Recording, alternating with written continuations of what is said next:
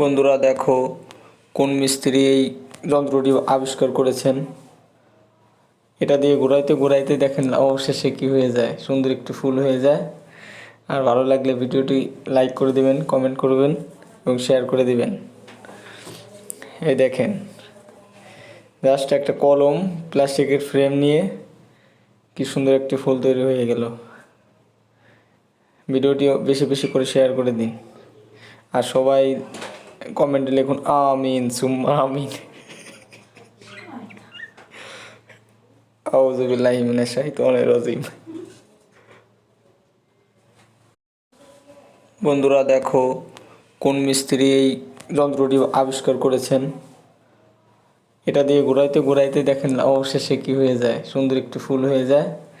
আর ভালো লাগলে ভিডিওটি লাইক করে দিবেন, কমেন্ট করবেন এবং শেয়ার করে দিবেন।